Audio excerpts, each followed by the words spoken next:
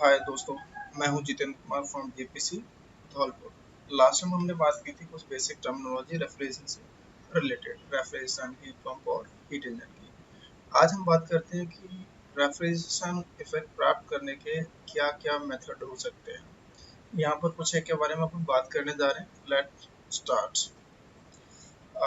Dry ice refrigeration, liquefied gas refrigeration, steam jet refrigeration, vapor system, refrigeration by expansion of compressed gas, ice refrigeration, refrigeration by throttling, and electric magnetic refrigeration, evaporating refrigeration, dissolution of certain salt in water। एक एक करके इन सब की बात करते हैं क्या है।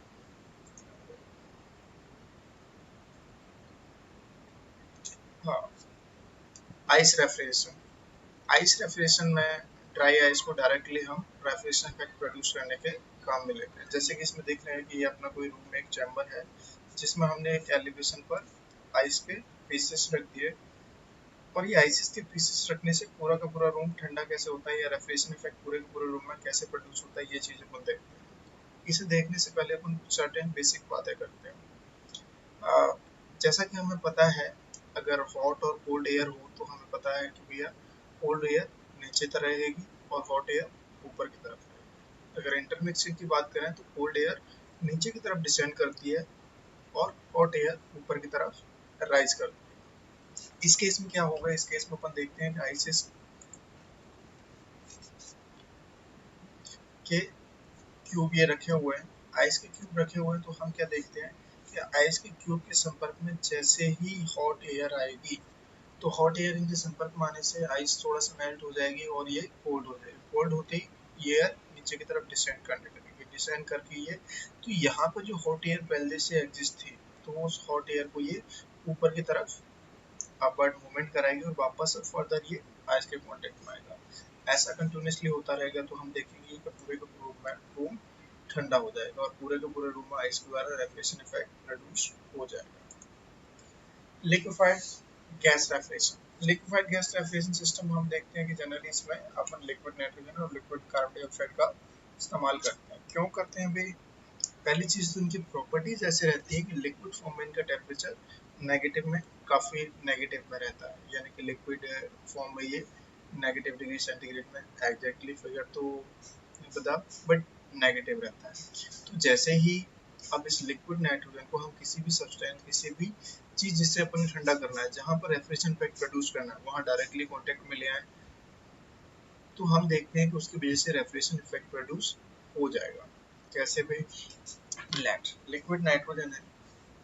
लिक्विड नाइट्रोजन जैसे कि अपन स्पेस शटल्स और इन सब में लिक्विड नाइट्रोजन का ही रेफ्रिजरेशन में काम में लेते हैं। लिक्विड नाइट्रोजन से कैसे होता है? लिक्विड नाइट्रोजन जब भी किसी चीज के संपर्क में आएगी जहां पर आपको रेफ्रिजरेशन इफेक्ट प्रोड्यूस करना है तो उससे क्या होगा कि लिक्विड नाइट्रोजन अपनी लेटेंट हीट ऑफ वेपराइजेशन उस सब्सटेंस से एब्जॉर्ब करेगा और खुद लिक्विड नाइट्रोजन से वेपर नाइट्रोजन में कन्वर्ट हो जाएगा।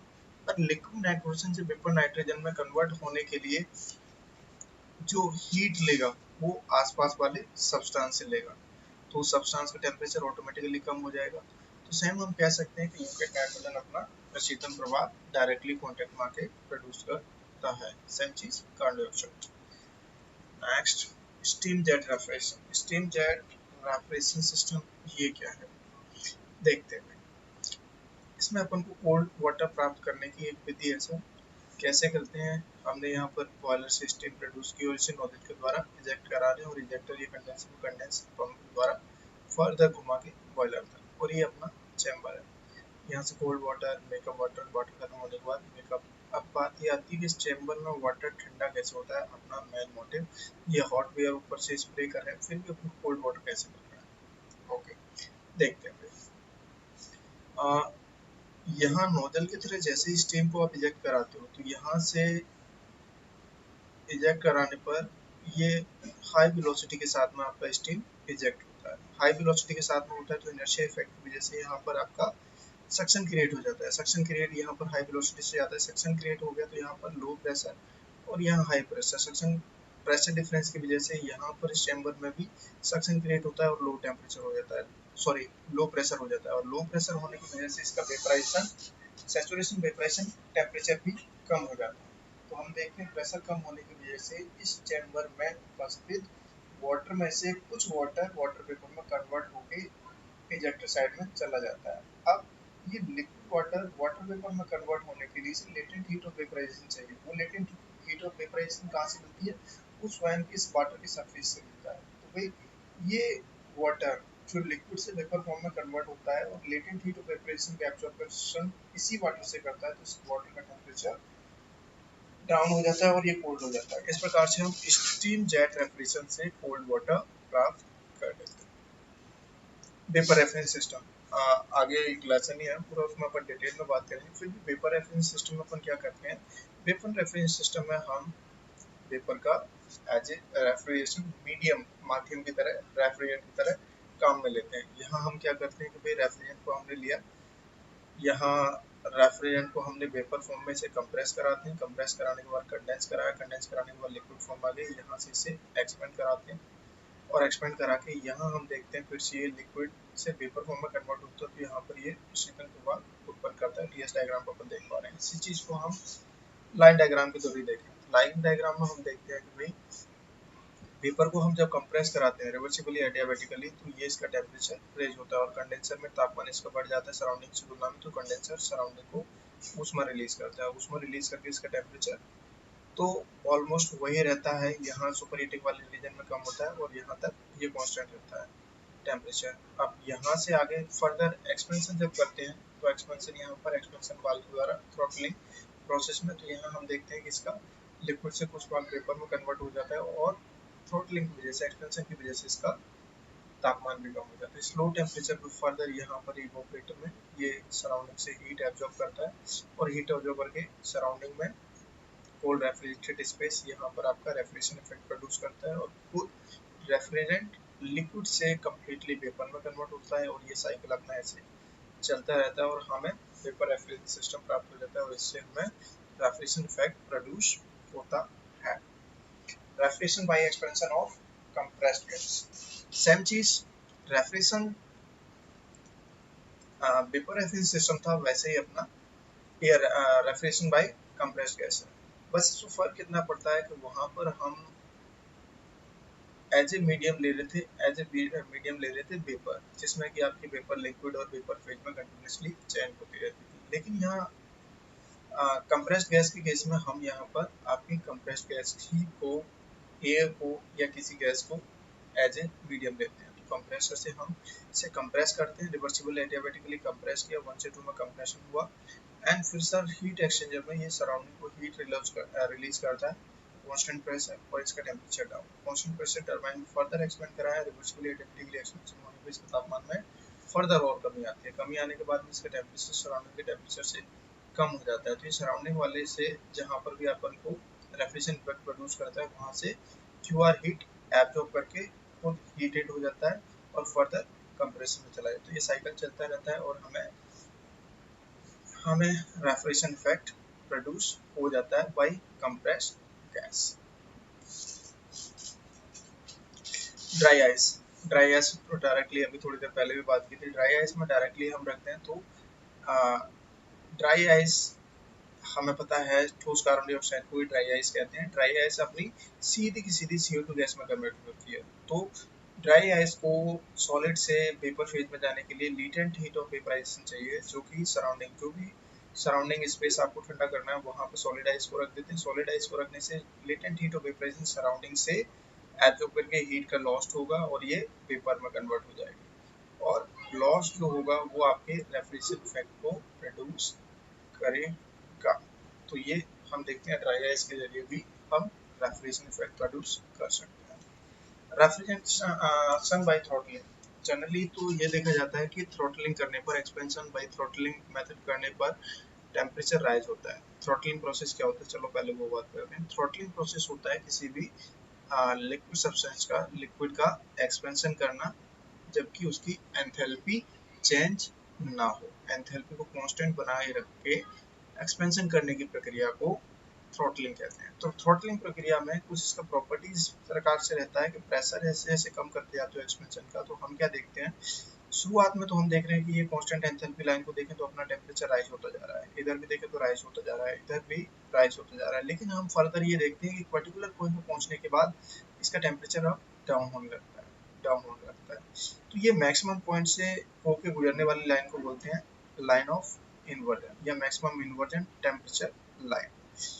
अब यहाँ इसका मोटिव बस इतना सा है कि अगर फर्दर इससे आगे और एक्सपेंड कराते हो, थ्रॉटलिंग कराते हो, तो ऑटोमेटिकली आपका लिक्विड ठंडा हो जाता है। तो इसी को हम कहते हैं रेफ्रिजरेशन बाय थ्रॉटलिंग।